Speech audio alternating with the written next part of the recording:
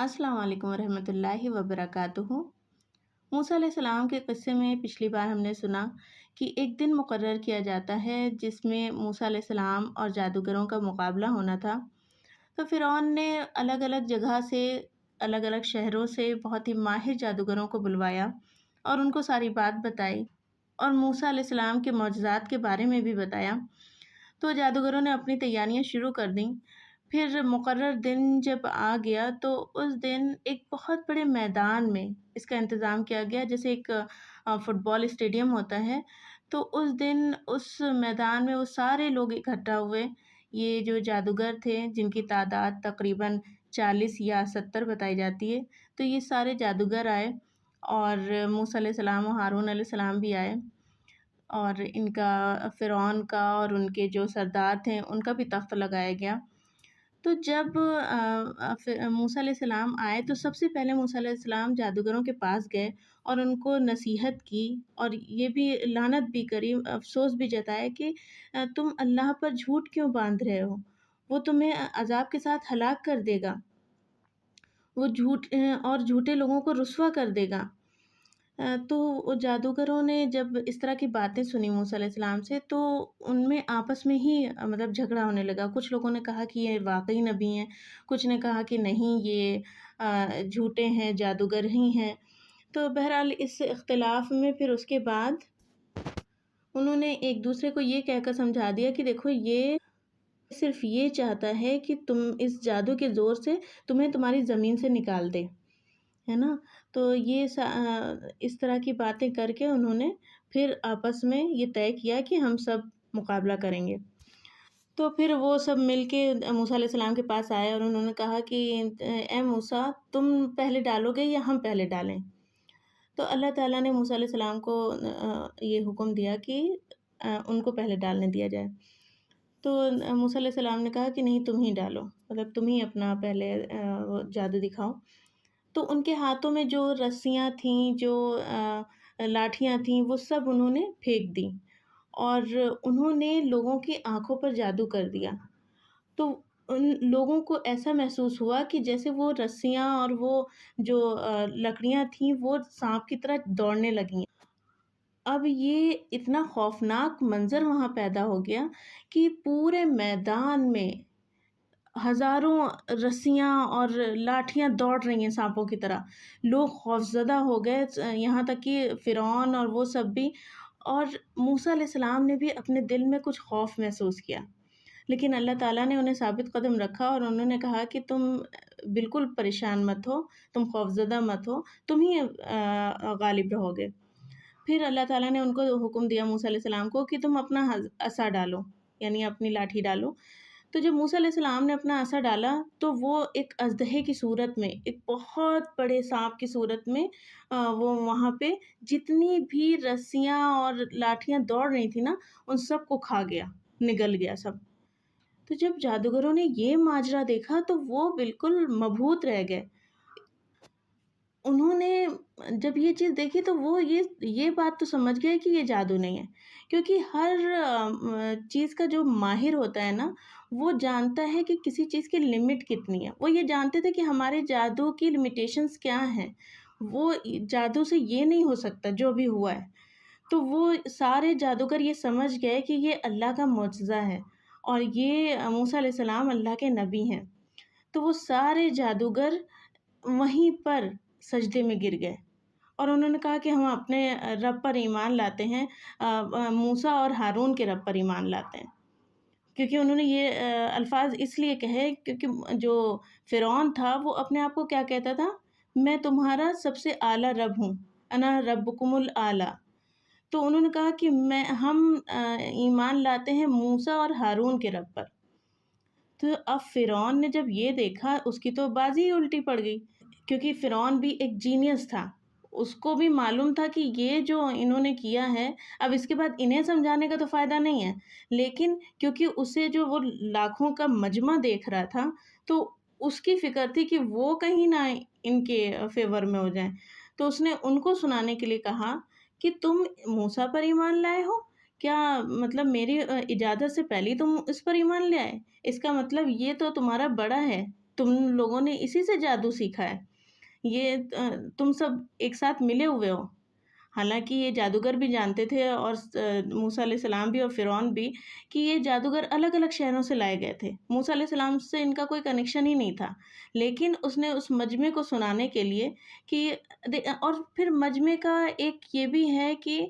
جو اس چیز کو جانتا نہیں ہے، جیسے جادو کو جادوگر تو جانتے تھے کہ اس کی لمیٹیشن کیا ہے، لیکن مجمع کے لیے کیا تھا، وہ ایک چھوٹا جادو جادوگروں نے دکھایا، ایک بڑا جادو موسیٰ علیہ السلام نے دکھایا۔ تو مجمع پر ایک تو یہ جادو تھا یہ سارا، دوسری چیز فرعون کا خوف اتنا تھا کہ وہ مطلب اگر دل ان کا ادھر کیا بھی تو وہ ایمان نہیں لا پائے فرعون کے خوف کی وجہ سے۔ صرف کہا جاتا ہے صرف 3 ہی لوگ تھے جو ایمان لائے فرعون کی قوم میں سے، ایک وہ مومن شخص جس نے موسیٰ علیہ السلام کو آگاہ کیا تھا، ایک اور شخص جو اپنے ایمان کو چھپائے ہوئے تھا، اور تیسرا آسیہ علیہ السلام جنہوں نے موسیٰ علیہ السلام کو پالا تھا۔ باقی تھے بنی اسرائیل، وہ تو اللہ پر ایمان رکھتے تھے۔ تو بہرحال فرعون نے جب اس کو لعنت ملامت کری ان جادوگروں کو، اور کہا کہ میں تمہیں عذاب دوں گا، تمہیں پتہ چل جائے گا کہ کس کا عذاب زیادہ ہے، میں تمہارے ہاتھ پیر کٹوا کر مختلف سمتوں سے تمہارے ہاتھ پیر کٹواؤں گا اور تمہیں ان کھجور کے تنوں پر سولی پر لٹکا دوں گا۔ لیکن اللہ تعالیٰ نے ان کو ایسا ایمان دیا نا جادوگروں کو کہ وہ بالکل اسی وقت ایمان لائے اور اس پر جم گئے۔ انہیں اس بات کا بھی خوف نہیں رہا کہ فرعون ہمیں کس طرح کی سزا دے سکتا ہے۔ انہوں نے الٹا فرعون کو ہی نصیحت کرنا شروع کر دی، اس کو ہی سمجھایا کہ دیکھو تم اپنے رب پر ایمان لاؤ، کیونکہ بے شک جو شخص اپنے رب کے پاس مجرم ہونے کی حالت میں آئے گا تو اس کے لیے جہنم ہے، اور وہ اس میں نہ مرے گا نہ جیے گا۔ تو اے فرعون، تو اس سے بچ جا کہ کہیں ان میں سے نہ ہو جائے، پس ان میں سے ہو جاؤ کہ اور جو شخص اس کے پاس ایمانی حالت میں آئے گا اور اس سے نیک عمل کیے ہوں گے تو بس ایسے لوگوں کے لیے ہی بلند درجات ہیں۔ مطلب اب وہ فرعون کو سمجھا رہے ہیں۔ ایک تھا فرعون کے سامنے کسی کی زبان نہیں کھلتی، مطلب اتنا اس کا خوف اور دبدبا تھا، لیکن اب ایمان لانے کے بعد اتنا جو فرعون ان کو دھمکیاں بھی دے رہا ہے اس کے باوجود وہ فرعون کو سمجھا رہے ہیں۔ اسی لیے ان جادوگروں کے لیے عبداللہ بن عباس کہتے ہیں کہ دن کے شروع میں یہ لوگ جادوگر تھے اور دن کے آخر میں انتہائی بلند مرتبہ شہداء اور صالح لوگ ہو گئے، اور اس بات کی تائید ان کی یہ دعا کرتی ہے کہ اے ہمارے رب، ہم پر صبر ڈال دے، ہم پر صبر انڈیل دے، کیونکہ اس وقت صرف صبر سے کام نہیں چلنا تھا، بے انتہا صبر کی ضرورت تھی۔ تو انہوں نے کیا دعا کری؟ اے ہمارے رب، ہم پر صبر ڈال دے اور ہمیں مسلمانی حالت میں وفات دے، یعنی اس حال میں ہمیں وفات دینا کہ ہم مسلمان ہوں۔ اب وہ جادوگر جن سے فرعون نے مدد طلب کری تھی موسیٰ علیہ السلام کے خلاف، وہ تو خود فرعون کے خلاف ہو گئے تھے۔ تو پھر اب جو سردار تھے فرعون کے، انہوں نے اس سے کہا فرعون سے کہ کیا آپ موسیٰ علیہ السلام اور اس کی قوم کو چھوڑتے ہیں تاکہ وہ ملک میں فساد مچاتے پھریں اور آپ سے اور آپ کے معبودوں کو چھوڑ دیں؟ تو وہ بولا کہ ہم ان کے لڑکوں کو قتل کر ڈالیں گے اور لڑکیوں کو زندہ رہنے دیں گے، اور بے شک ہم ان پر غالب ہیں۔ تو اب جب فرعون کا بس نہیں چلا موسیٰ علیہ السلام پر، تو اس نے پھر سے ان کو اسی عذاب میں مبتلا کر دیا جو موسیٰ علیہ السلام کی پیدائش سے پہلے اس نے کیا تھا۔ تو اب جو بنی اسرائیل تھے وہ بہت زیادہ پھر پریشان ہو گئے، اور انہوں نے موسیٰ علیہ السلام سے کہا کہ ہم تو آپ کے آنے سے پہلے، یعنی آپ کی پیدائش سے پہلے بھی آزمائے گئے، اور آپ کے آنے کے بعد، یعنی آپ کی نبوت کے بعد بھی آزمائے جا رہے ہیں۔ تو موسیٰ علیہ السلام نے اپنی قوم سے کہا کہ اللہ سے مدد مانگو اور ثابت قدم رہو، بے شک زمین اللہ کی ہے، وہ اپنے بندوں میں سے جسے چاہے وارث بنائے گا، اور بہترین انجام متقیوں کا ہے۔ کہا کہ اگر تم اللہ پر ایمان لائے ہو تو بس اسی پر بھروسہ کرو اگر تم مسلمان ہو۔ تو انہوں نے کہا ہم اللہ پر ہی بھروسہ کرتے ہیں۔ تو اس طرح بہرحال ان کو پھر آزمائش میں ڈالا گیا، اور موسیٰ علیہ السلام نے ان سے کہا کہ دیکھو ابھی مطلب فرعون بہت زیادہ سختی کر رہا ہے، تو کیونکہ نماز کا حکم تو ان کو بھی تھا، تو موسیٰ علیہ السلام نے ان سے کہا کہ تم ایسا کرو، اپنے گھروں کو ہی مسجدیں بناؤ، یعنی اپنے گھروں میں ہی نمازیں پڑھو، اور ابھی تھوڑی احتیاط کرو، اور انشاءاللہ اللہ تعالیٰ سب بہتر کر دے گا۔ اب فرعون جو تھا تو اس نے پھر اپنے سرداروں کی میٹنگ بلائی اور اس نے آپس میں مشورہ کیا کہ اب کیا کرنا چاہیے۔ تو ان سب نے پھر مل کے یہ فیصلہ کیا کہ پھر ان کو قتل کر دیا جائے، موسیٰ علیہ السلام کو۔ تو ان میں جو ایک مرد مومن تھا جو ایمان لایا تھا، لیکن ان اپنے سرداروں کے ڈر سے چھپائے ہوئے تھا دل میں، تو اس نے بڑی ہی نرمی سے اور خیر خواہی دکھاتے ہوئے ان سب کو مخاطب کیا اور کہا کہ دیکھو تم ایک ایسے شخص کو قتل کر رہے ہو کہ جو صرف یہ کہتا ہے کہ وہ اللہ پر ایمان لایا ہے، مطلب اس کا کوئی اتنا بڑا جرم تو نہیں ہے، اور وہ تمہارے پاس تمہارے رب کی طرف سے نشانیاں بھی لے کر آیا ہے، اور اگر وہ جھوٹا ہوا تو اس کا جھوٹ کا وبال تو اسی پر ہوگا، اور اگر سچا ہوگا تو وہ عذاب جس کا وہ تم سے وعدہ کرتا ہے تم پر واقع ہو جائے گا۔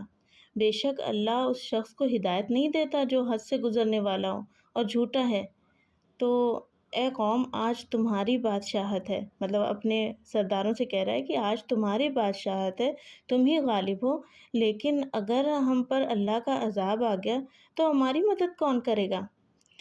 مطلب اس نے اس طرح سمجھایا کہ دیکھو اگر وہ جھوٹ بول رہا ہے تو اس کا وبال اسی کو ہوگا، مطلب اس کو چھوڑ دو، اور اگر وہ سچ بول رہا ہے تو پھر اس اللہ کا عذاب تو پھر ہمارے اوپر بھی آ جائے گا۔ تو فرعون بولا میں تمہیں کوئی بات نہیں سمجھاتا،